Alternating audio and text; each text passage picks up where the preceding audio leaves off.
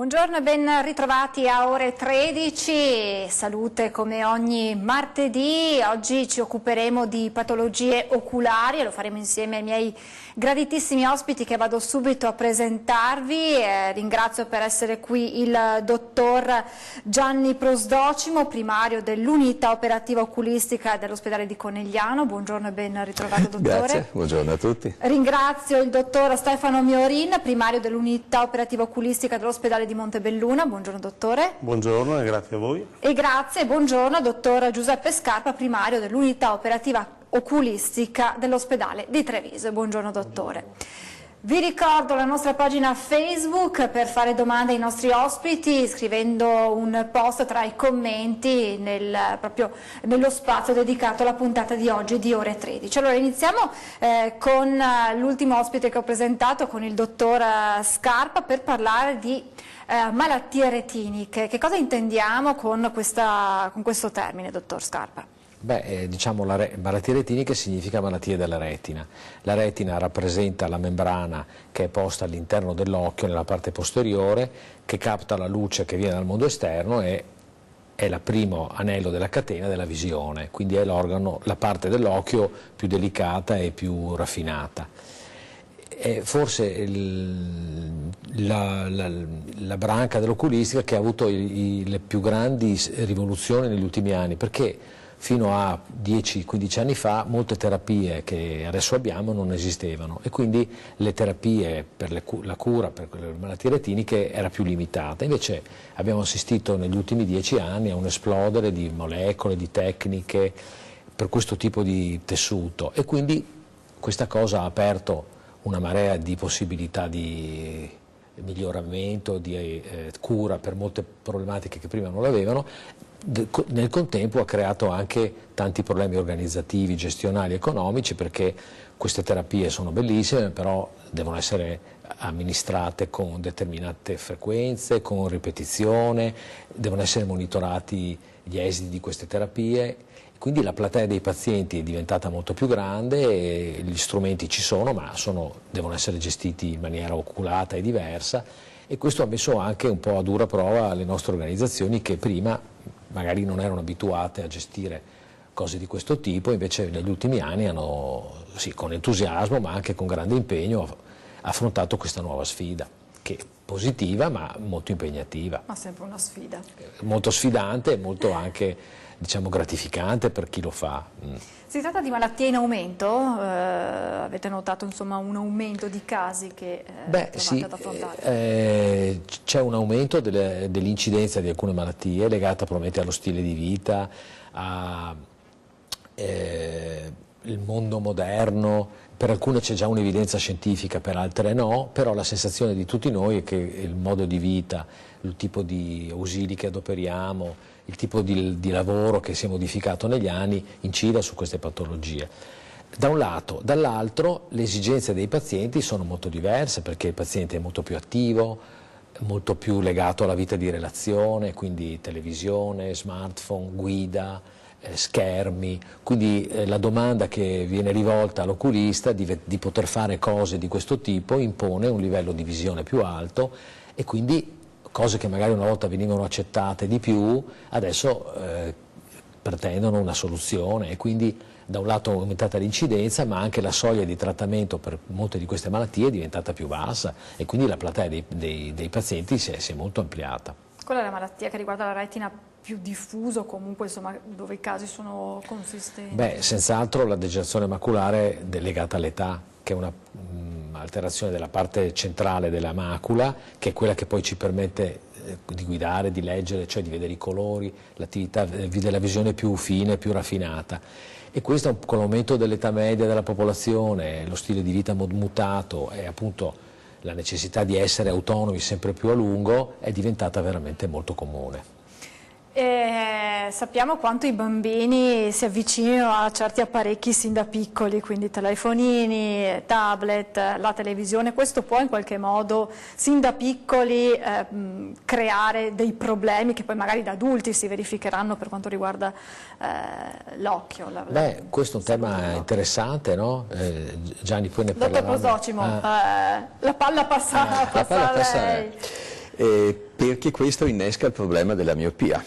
Allora, è difficile immaginare, ma l'Organizzazione Mondiale della Sanità ha l'anno scorso inserito la miopia tra le 5 più importanti malattie al mondo, considerando le malattie cardiovascolari, le neoplasie e tutto quanto.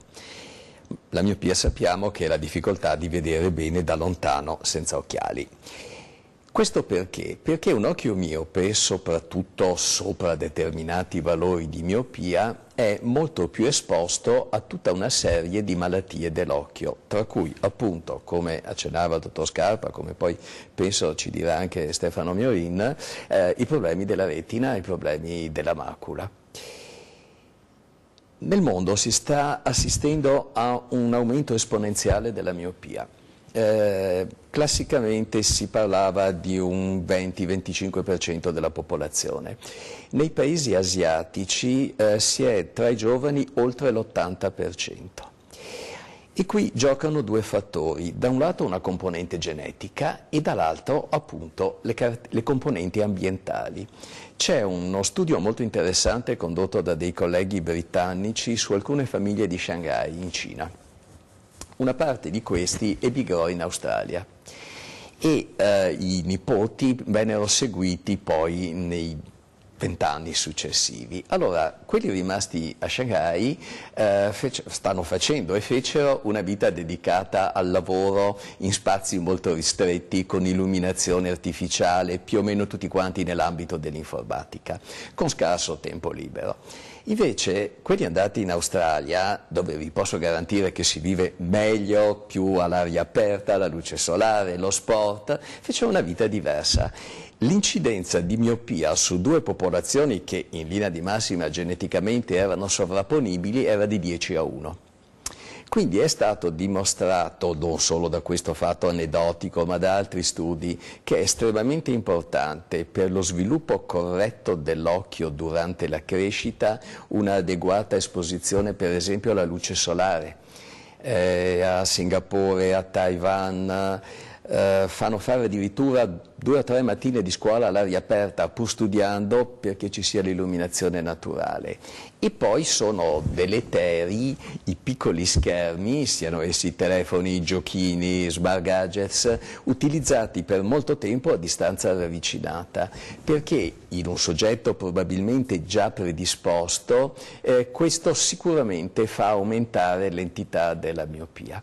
Quindi ci sono alcune cose che si possono cercare, anche se uno quando lo racconta si gioca ai clienti e ai pazienti, perché subito i ragazzini e le ragazzine lo guardano malissimo, però certamente cercare di riportare le abitudini, i comportamenti in termini un po' più sani sarebbe prezioso ai fini di diminuire l'incidenza della miopia e soprattutto la sua progressione. Poi ci sono altre cose su cui si può giocare e quindi a ricaduta poi dare minor lavoro ai retinologi negli anni futuri.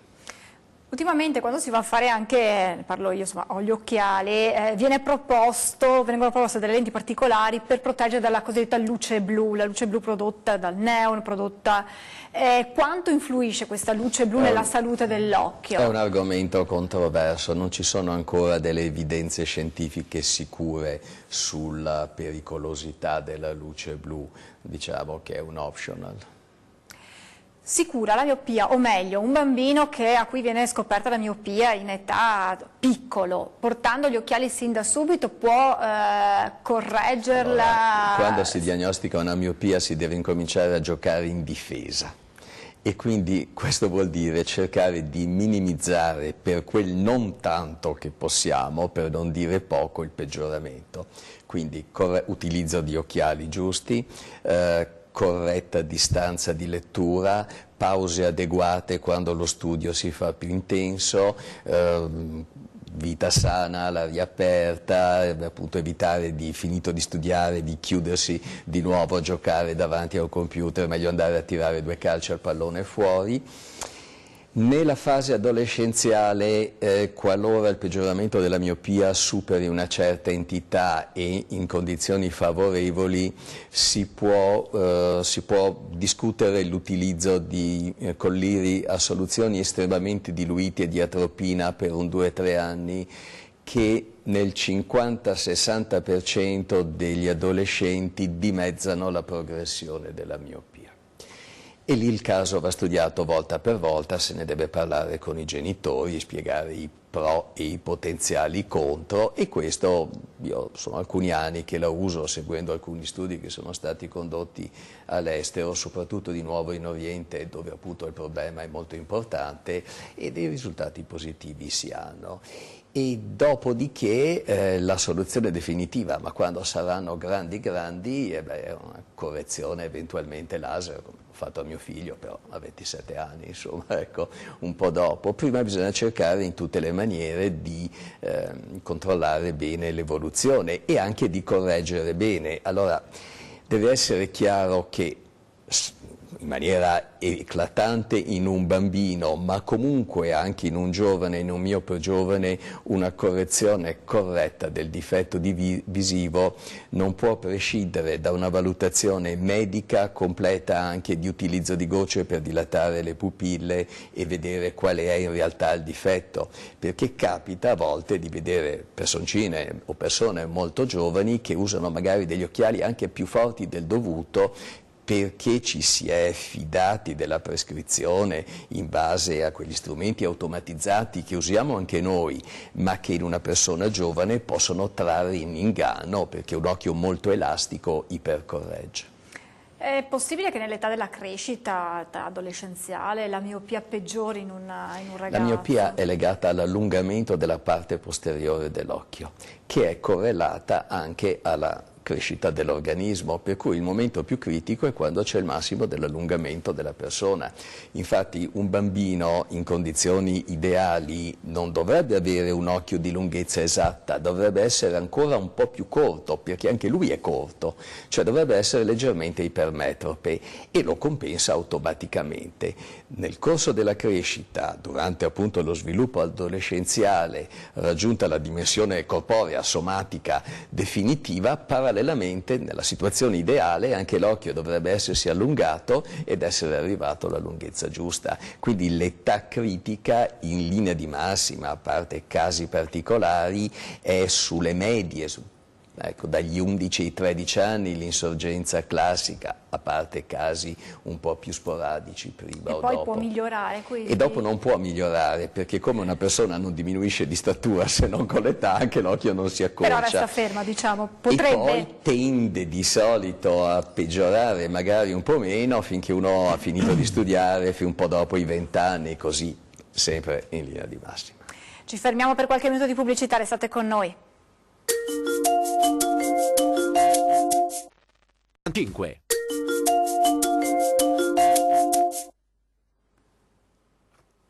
Di nuovo in diretta con Ore 13 Salute, stiamo parlando di patologie oculari, abbiamo parlato delle malattie retiniche, abbiamo parlato della miopia. Dottor Miorin, i suoi colleghi ne hanno accennato, però andiamo più nello specifico per quanto riguarda la maculopatia senile. Innanzitutto come si manifesta, che cos'è?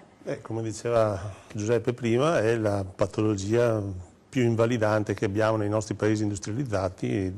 A partire dai 50 anni di età dicono. Io non mi considero ancora appunto, quindi dico anziano, però sui libri trovi scritto che dopo i 50 anni la prevalenza di queste maculopatie aumenta con l'aumentare dell'età. Ed è una patologia che è molto importante perché coinvolge il centro della retina, che è appunto la sede della visione distinta, quella che ci serve per leggere, scrivere, riconoscere le persone, le cose, gli oggetti che ci circondano. Ed è una malattia su cui purtroppo abbiamo ben poco da fare per gestire la progressione. Quello che riusciamo a fare è un po' limitare i danni e una cosa che forse non si è mai stressata, bisogna cercare di arrivare in tempo con le terapie che abbiamo. Perché spesso la gente comincia ad avere i disturbi e non ci fa caso, vede che le linee diventano un po' storte, fa un po' fatica a leggere, eccetera, pensando che prima o poi le cose si sistemino, ti arriva quando ormai la distorsione dell'immagine o il calo di vista è già importante. A quel punto là si comincia con tutta una serie di esami e di accertamenti per confermare la diagnosi e vedere com'è la situazione. Fortunatamente la maggior parte di queste maculopatie non arriva a livelli estremi. Distinguiamo una forma secca cosiddetta e una forma umida. La forma secca è quella dove la retina diventa un po' per volta atrofica e puoi avere un calo di vista che generalmente tende un po' a stabilizzarsi nel tempo. Più grave, ma anche molto meno frequente, è la forma umida, dove abbiamo, per dei vari fattori che possono essere locali, ma anche favoriti dalle condizioni, dalle abitudini di vita, come ad esempio il fumo di sigarette o diete inadeguate, dove abbiamo poi dei piccoli vasellini che si formano al centro dell'occhio, al centro della retina, dove non dovrebbero esserci. Il problema di questi vasellini è che, essendo neoformati, sono anche fragili. Quando si rompono e perdono liquido o peggio ancora sanguinano, allora lì abbiamo grossi problemi di importanti cali di vista. Fortunatamente da diversi anni a questa parte esistono delle terapie in grado di bloccare questi vasi e sono le terapie intravitreali, cioè delle iniezioni che si fanno all'interno dell'occhio per portare il farmaco alla retina in modo che vada a inibire questi neovasi e a farli asciugare. Importantissimo è arrivare per tempo alla diagnosi e alla terapia, perché finché i vasi sono piccoli e riusciamo a bloccarli subito, i risultati sono buoni, possiamo avere anche dei buoni recuperi visivi. Se arriviamo tardi, quando l'emorragia è grande, quando l'essudazione è grande, blocchiamo magari i neovasi, però purtroppo i danni sono fatti e il tessuto retinico è un tessuto nervoso e come tale non riesce a ripristinarsi. I nervi che perdiamo non riusciamo a sostituirli. Campanelli d'allarme che devono insomma far pensare di andare subito. I campanelli d'allarme, quello più importante di tutti probabilmente è la distorsione delle immagini. Se noi cerchiamo di fare ogni tanto un controllo chiudendo un occhio, chiudendo l'altro, guardare una griglia, dei quadretti e vediamo che le righe sono sempre belle dritte, va tutto bene. Se cominciamo a notare delle distorsioni in questi quadretti è il momento giusto per farsi fare abbastanza in fretta una visita oculistica. Dottor Scarpa, quali sono gli stili di vita da osservare per evitare le malattie retiniche? Oltre che dosare bene l'uso degli apparecchi.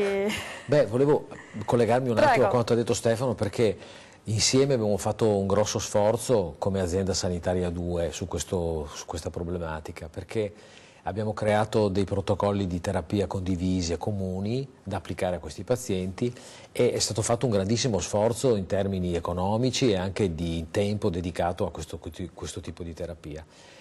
Diciamo, un po' il paradosso di questo campo è che noi, che non siamo più giovanissimi, abbiamo visto il trattamento di questi pazienti di molti anni fa, che era zero, quindi pazienti che perdevano completamente la visione centrale. Adesso abbiamo tantissimi pazienti che conservano la loro autonomia, hanno una buona visione centrale, però ovviamente non perfetta, perché come diceva Stefano noi riusciamo a modificare l'andamento di queste malattie, ad arrestarlo, molte volte anche a migliorarlo, ma non a eliminare completamente il problema. Per cui abbiamo un po' il paradosso che noi magari abbiamo dei risultati per noi entusiasmanti, però il paziente dice sì dottore, lo capisco, però la patente faccio fatica a conseguirla, leggere mi stanco un po', oppure non riesco ad avere la velocità di lettura che avevo prima, e questo dipende un po' dal fatto che ovviamente ognuno valuta la propria esperienza esistenziale e non ha le competenze o la possibilità di fare confronti con quello che sarebbe successo prima o che succedeva prima. Quindi è un po' difficile tante volte far comprendere che quello che per noi è un grande risultato magari per lui è una delusione. Questa è un po' la sfida quotidiana quando abbiamo a che fare con questi pazienti.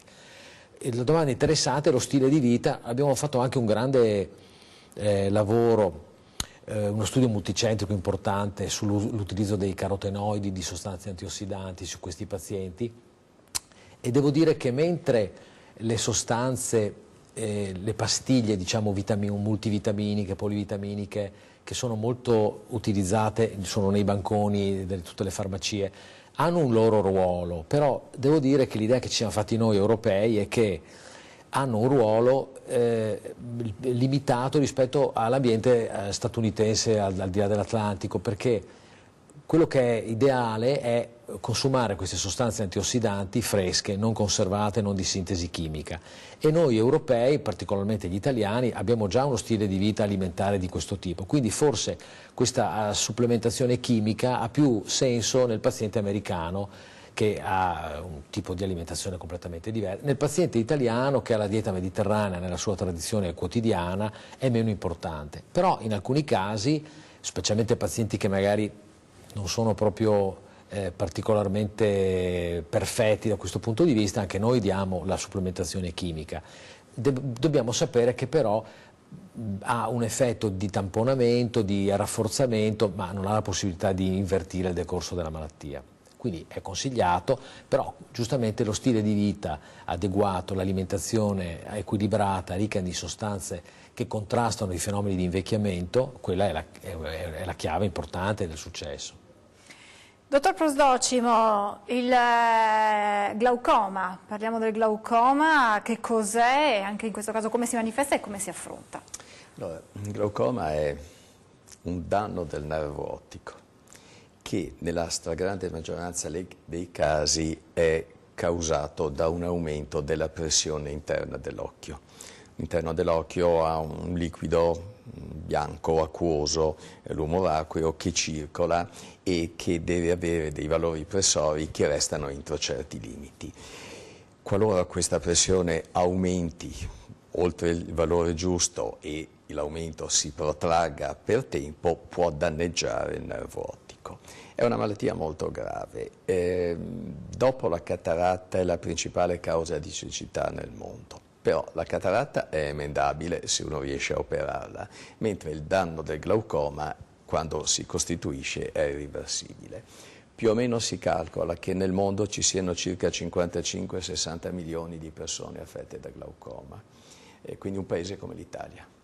E in Italia probabilmente i dati dell'Agenzia internazionale per la prevenzione della cecità danno circa 1 milione di persone più o meno potenzialmente affette, molte delle quali non lo sanno. Infatti il glaucoma è classicamente definito nei libri come il ladro silenzioso della vista, perché purtroppo per lungo tempo questo danno del nervo ottico può progredire con una erosione del campo visivo periferico, che quindi non viene molto percepito, senza che il paziente abbia una diminuzione dell'acutezza visiva, senza che se ne accorga. Ecco quindi che è di nuovo, come diceva il dottor Miorina, anche per la maculopatia, importantissimo essere attenti un po' a tutto e anche sottoporsi a dei controlli regolari. A parte ancora una volta le forme piuttosto rare di glaucoma giovanile, se non addirittura congenito, è generalmente dai 40 anni in poi che il problema si può porre. E c'è qualche rischio in più se uno ha in famiglia dei casi di persone affette, però forse allora è anche più sensibilizzato. Statisticamente il significato c'è se sono dei parenti diretti, quindi genitori, fratelli o sorelle. Se si salta una generazione il rischio si riequilibra abbastanza. Ecco che per esempio l'occasione della prescrizione dei primi occhiali per leggere, che classicamente è tra i 40 e i 45, è sicuramente anche l'occasione per una prima valutazione completa, se non è stata fatta prima come si dovrebbe fare, ma insomma, per capire anche come è la situazione. Bisogna anche tenere presente che una accurata ricerca della situazione glaucomatosa non è limitata alla semplice misurazione della pressione dell'occhio. Per esempio, ogni tanto ci sono delle benemerite iniziative di gazebo organizzati in occasione di varie manifestazioni in cui viene misurata la pressione alle persone. Certamente è un'ottima cosa, anche e soprattutto perché sensibilizza al problema, però è dimostrato a livello epidemiologico che non è questa la maniera di affrontarlo, perché la semplice misurazione della pressione può anche non corrispondere alla realtà. in funzione di altre caratteristiche dell'occhio. Allora, se noi spaventiamo una persona e questa poi va a farsi vedere, il male è minore perché comunque lo abbiamo stimolato, ma il rischio è di dare una apparente tranquillità e sicurezza in casi invece in cui il problema sussiste, per cui tutti quanti dovrebbero prendere l'abitudine, soprattutto ripeto dopo i 40 anni, di farsi controllare, e quindi l'oculista vedrà non solo la pressione ma anche lo stato del nervo ottico e altre cose. La terapia e poi Concluda poi la terapia, ne parliamo dopo la pubblicità, prego. E naturalmente poi questo verrà accompagnato da altri esami strumentali, di cui la base è il campo visivo. Ci fermiamo e poi parliamo della cura, tra pochissimo.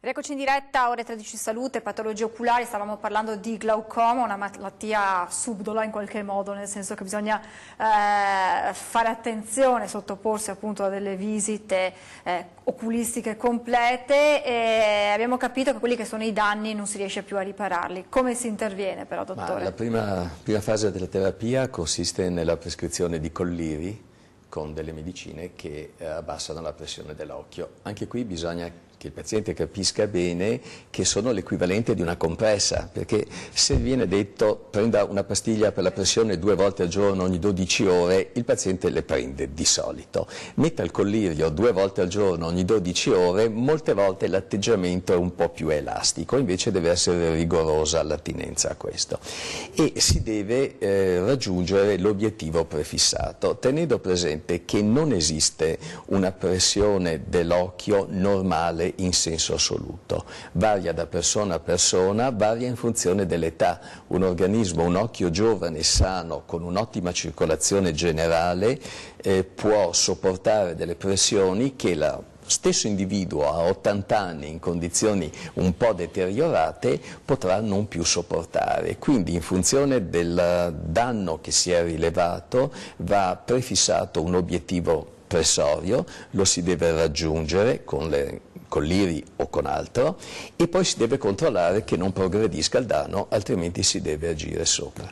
Esiste in seconda battuta la possibilità un po' limitata di fare dei trattamenti con il laser, e poi se no c'è anche la chirurgia per i casi che non si riescono a controllare, o perché la terapia non è sufficiente o perché la terapia non è tollerata, perché alcuni di questi colliri possono essere fastidiosi, perché somministrare 3 tipi di collirio al giorno può anche essere non facile da seguire. E anche qui, come un po' in tutta la chirurgia attualmente in cui si sta mirando alla minima invasività, penso a una protesi d'anca o altro, stiamo cercando di introdurre, si deve ancora capire bene la loro reale efficacia nel tempo, degli interventi a minima invasività, ambulatoriali addirittura. Però ancora non sappiamo se i risultati iniziali, che erano sembrati veramente entusiasmanti, poi si mantengano un po' negli anni successivi, però questa potrebbe essere una strada nuova. Dottor Miorini, abbiamo capito nel caso del glaucoma quanto sia fondamentale la visita oculistica. A lei chiedo qual è l'età migliore per sottoporsi, io credo forse è meglio dire perché un genitore sottoponga il figlio, tanto più magari se in famiglia un genitore ha già dei problemi, insomma. Beh, diciamo che l'età più delicata è quella dei bambini piccoli, perché il sistema visivo è un sistema complesso e come il cervello stesso, l'occhio è una propagine del cervello, per cui tutto il sistema si deve formare. Noi nasciamo che all'inizio la vista è una visione rudimentale, poi con l'apprendimento, con gli esperimenti che il nostro organismo fa, riusciamo a collegare le immagini a quello che poi noi chiamiamo vista. E questo processo ci vogliono diversi anni, diciamo che entro i 6-8 anni poi il sistema visivo è più o meno come quello di un adulto. Però se qualsiasi causa mi porta ad avere dei problemi di vista in un occhio o in tutti e due, il sistema non matura. Se non matura entro questa età qua, 6-8 anni, poi alla fine non matura più. Era il problema che era molto più frequente quando abbiamo cominciato noi, dove c'era molta meno necessità di salute, necessità di visite, i bambini magari non venivano sottoposti presto a visite oculistiche, ti trovavi a 18 anni, andavi a fare la patente, un occhio vedeva bene e l'altro occhio lo chiamavi l'occhio pigro, quello che non vede. Perché? Perché magari c'era una leggera miopia, un'ipermetropia, un difetto di messa a fuoco che non era stato corretto in tempo. Quindi di sicuro prima dei 6 anni, però il bambino deve anche collaborare un po' per le visite, per cui se non ci sono problemi particolari, come funziona il nostro sistema attuale, all'età di 3 anni già il pediatra di base fa un primo bilancio di salute che comprende anche un esame rudimentale della vista.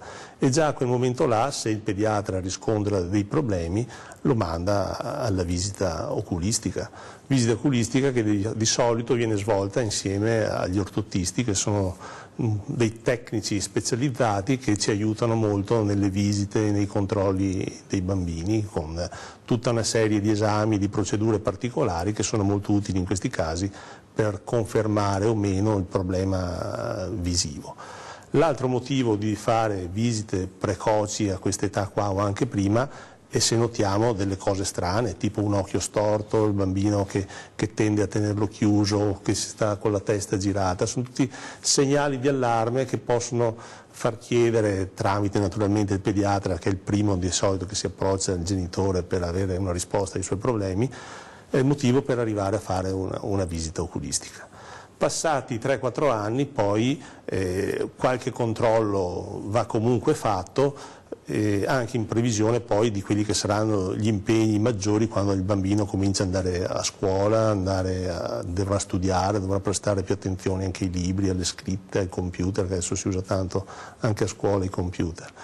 Per cui diciamo che una prima visita fatta bene entro i 6 anni andrebbe comunque fatta, anche se gli screening precedenti sono risultati negativi.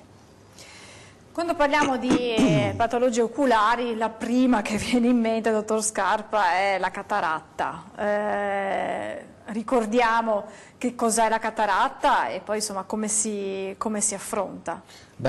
Diciamo la quanto cataratta è diffusa anche. Noi vediamo bene perché all'interno dell'occhio, oltre alla retina, di cui io mi occupo in maniera particolare, c'è l'apparato di focalizzazione dell'immagine e il principale elemento è il cristallino, che è una lente naturale, trasparente, inserita nell'occhio.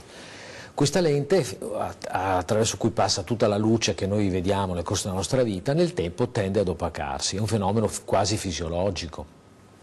Quasi tutti abbiamo una lente un po' opaca alla fine della nostra vita. Quando questo opacamento diventa più significativo e diciamo interferisce con la normale visione, parliamo di cataratta, quindi un opacamento del cristallino, che è la lente naturale che ciascuno di noi ha. La chirurgia, non esiste una terapia medica, esiste una terapia chirurgica, ci si può rimuovere il cristallino opacato e al posto del cristallino che noi rimuoviamo mettiamo delle lenti di materiale sintetico. E questo permette molto rapidamente di recuperare la visione, la nitidezza, la visione dei colori e anche l'acutezza visiva.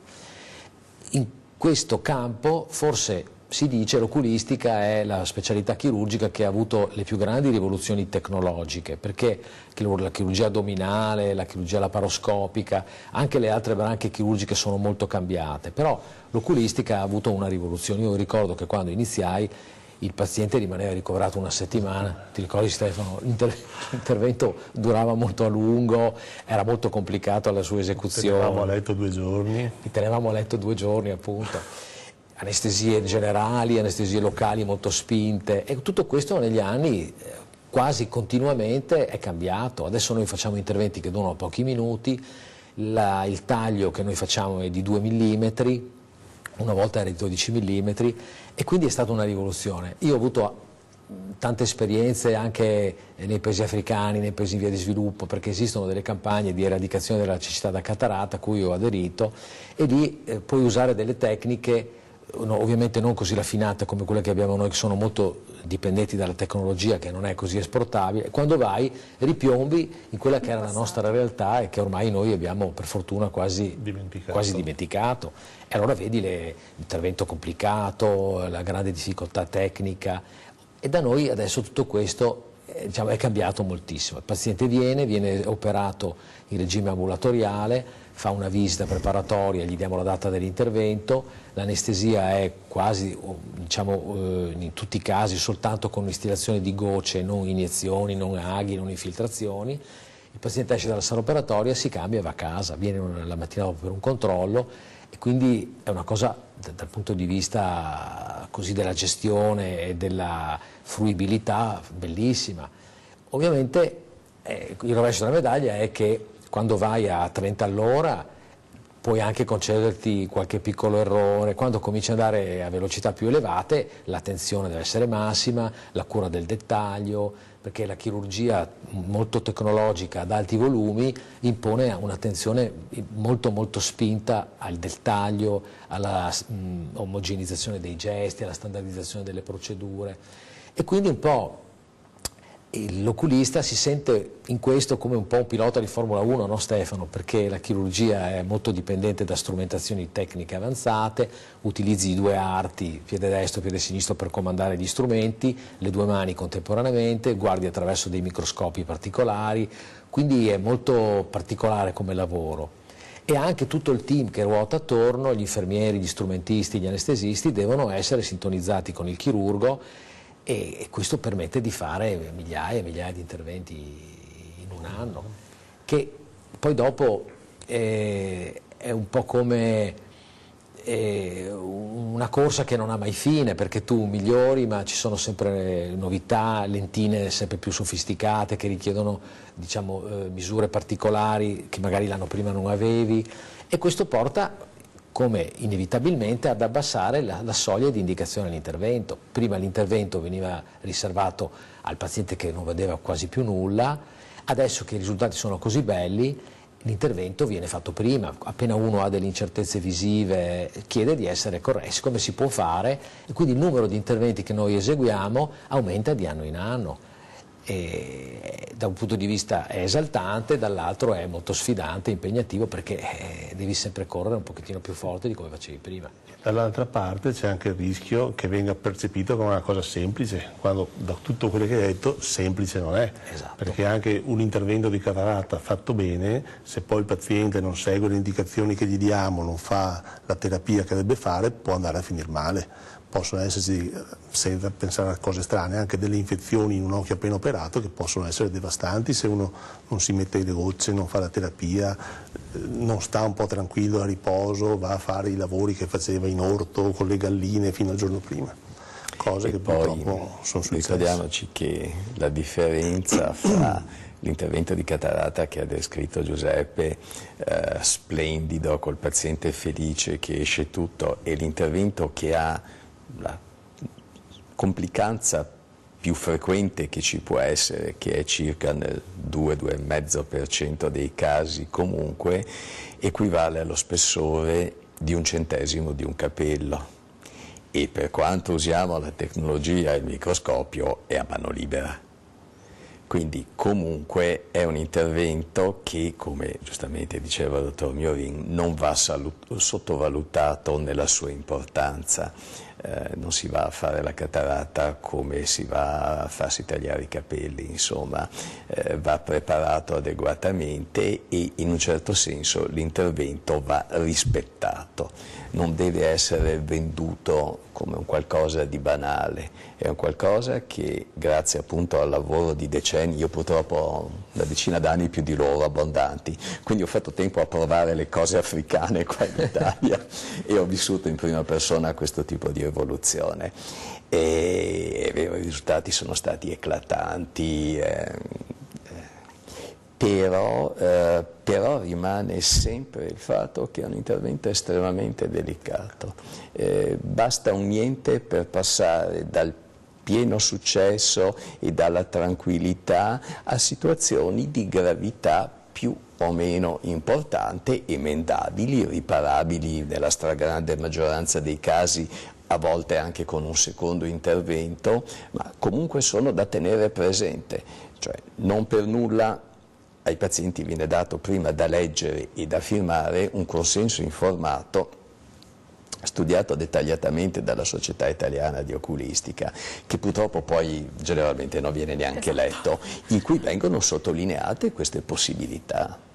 Diciamo che è il bello del nostro lavoro, no? Perché sei seduto su questa cosa che cambia la vita del paziente, rapidissima, tecnologicissima, però ovviamente è come arrampicarsi su una montagna, se non stai attento è un guaio. C'è sempre l'uomo dietro la macchina. Sì, cioè, è molto impegnativo, è un lavoro bellissimo ma totalizzante. Qualche volta le nostre mogli magari si lamentano che arriviamo a casa la sera, magari hai fatto 15 interventi e hai visto magari 20 pazienti e hai la testa un pochettino persa sulle tue cose, però è inevitabile che sia così. Quando sei così impegnato è chiaro che poi dopo staccare non è una cosa così automatica. Ci fermiamo ancora per qualche minuto di pubblicità, tra poco.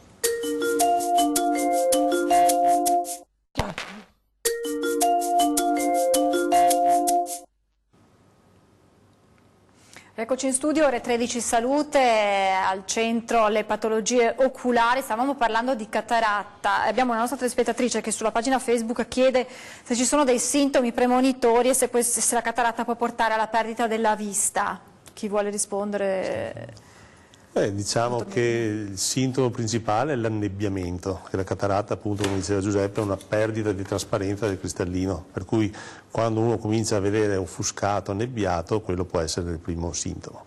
Esistono poi delle cataratte particolari, le cataratte nucleari, che come primo sintomo ti danno invece una miopizzazione dell'occhio, perché il cristallino magari non ha ancora perso la sua trasparenza, ma si indurisce, per cui aumenta quello che è l'indice di rifrazione, si dice, e per cui l'occhio tende a diventare un pochettino più miope e quindi difficoltà nella visione da lontano. Per la cataratta non si può mai perdere la vista, perché è proprio una patologia meccanica, chiamiamola così, cioè il cristallino perde la sua trasparenza, ma non si rovina l'occhio. Una volta che l'hai operato e hai tolto il cristallino opaco, si riacquista la vista che c'era prima. Se ci sono problemi di vista è perché c'è associata un'altra patologia che magari a causa della cataratta non abbiamo potuto riconoscere neanche noi, perché la cataratta, il cristallino, sta in mezzo fra quella che è la cornea e la retina, per cui come il paziente non vede niente fuori, anche noi non vediamo niente dentro a volte, quando ti arrivano quelle belle cataratte dense che uno magari non si era ancora accorto di avere. È una patologia legata solo all'età adulto-anziano o si riscontra anche nei giovani? No, la cataratta non ha età, può venire dai neonati fino agli anziani, poi è vero che nei bambini piccoli e nei giovani è molto più rara, la cataratta più frequente è quella dell'adulto. Però anche nei bambini piccoli purtroppo può capitare, ma è una cosa che i pediatri conoscono bene, già alla nascita gli fanno un primo esame per valutare se c'è il cosiddetto riflesso rosso. Se tu guardi l'occhio illuminandolo, come nelle fotografie col flash, e vedi un bel riflesso rosso, di sicuro la cataratta non c'è. Se il riflesso rosso non c'è, è bene fare la visita oculistica per vedere se appunto il cristallino è opaco, se ci sono altri problemi. Dottor Scarpa, a proposito di bambini, spesse volte nei bambini prematuri vengono riscontrati dei problemi e in tal senso c'è anche un progetto che state portando avanti. Ah sì, una cosa a cui abbiamo dedicato tanti sforzi e che viene, diciamo, a corollario delle patologie intensive pediatriche neonatali, cioè negli ospedali più grandi nascono bambini molto piccoli perché le gravidanze a rischio vengono concentrate o indirizzate lì, e i bambini molto piccoli hanno una serie di problematiche, tra cui molto importante la problematica retinica, perché quando il bambino nasce prima del tempo la retina non è matura per poter essere inserita nel mondo esterno, e allora questi bambini vanno seguiti, parliamo di bambini di 8 etti, anche meno, che adesso grazie a Dio sopravvivono, hanno una vita normale, però questo periodo in cui devono correre più forte per allinearsi agli altri è ricco di ostacoli, di sorprese. Una delle più importanti è la retinopatia del prematuro.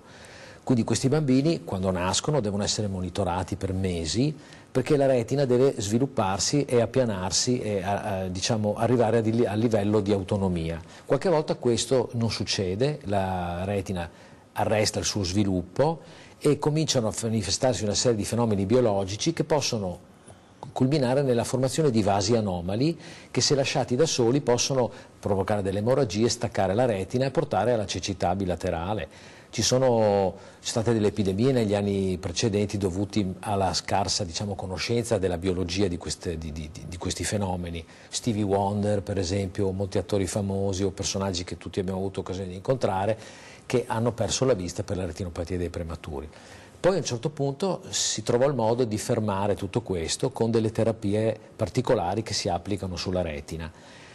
La problematica qual è? Che queste terapie sono terapie distruttive di una parte retinica per conservarne un'altra, però devono essere adottate solo quando sono necessarie, ma hanno una tempistica molto stretta. Nel giro di pochi giorni, quando il bambino supera la soglia, deve essere trattato. E cogliere questi segnali che ti indicano che la soglia è superata non è facile. E quindi bisogna guardare molto spesso questi bambini settimanalmente o anche giornalmente qualche volta, ma quando scatta l'allarme rosso, il campanello d'allarme, il trattamento deve essere effettuato entro 24-48 ore. Quindi una grande sfida organizzativa, ed è per questo che in Veneto sta nascendo una rete veneta che si chiama Rete ROP Veneta, in cui si cerca di condividere le esperienze e le immagini della retina di questi bambini, in modo che ci possano essere, c'è già, ma che si implementi sempre la collaborazione tra i team di neonatologi e di oculisti esperti in questa patologia, che possono trattare e condividere le immagini, quindi essere più certi della diagnostica, condividere e anche aiutarsi nel trattamento, perché ovviamente non c'è Natale, non c'è agosto, quando il bambino ha bisogno di essere trattato deve essere trattato subito, e condividere le immagini e l'esito del trattamento permette anche di raggiungere un'esperienza elevata in tempi più rapidi. Quindi il progetto che stiamo attuando, che culminerà con l'acquisto, la fornitura di una macchina particolare che si chiama RedCam, per cui la popolazione di Treviso ha dato anche prova di generosità, e questa è l'occasione per ringraziare l'associazione trevigiana per il mio bambino e il Rotary Club, che hanno raccolto le donazioni e hanno spontaneamente donato una significativa cifra che ci permetterà adesso, nei primi mesi dell'anno, di avere questa macchina che fotografa le immagini e permetterà di condividere con gli altri ospedali hub della rete veneta, quindi Verona, Vicenza, Treviso e Padova, in modo che si crei una rete che sarà la prima rete italiana di tutto questo, quindi un'eccellenza veneta al servizio dei bambini e che permetterà un'operatività ancora più elevata di quella che abbiamo adesso. Prima cosa accadeva quando un bambino, quando ci si rendeva conto, non c'era la possibilità di intervenire all'ospedale, bisognava trasferire? Giusto, perché bisogna fare la diagnosi, essere certi della indicazione al trattamento, e bisogna anche trattarli. Una volta non li trattavamo a Treviso, però venivano messi in un'ambulanza pediatrica e mandati in altri centri, però mandare un bambino di 8 etti, molto piccolo, con problematiche importanti, ha un costo biologico non indifferente. Adesso sono già 3 anni che il trattamento lo facciamo a Treviso, e quindi questo è una grande soddisfazione. Abbiamo fatto circa 25 trattamenti l'anno scorso, quest'anno arriveremo su questo che è un numero importante. Io ringrazio tantissimo il dottor Gianni Prosdocimo, primario dell'unità operativa oculistica di Conegliano, grazie al dottor Stefano Miorin, primario dell'unità operativa oculistica di Montebellune, e grazie al dottor Giuseppe Scarpa, primario dell'unità operativa oculistica dell'ospedale di Treviso. Grazie a voi per averci seguito, buon proseguimento di giornata, arrivederci.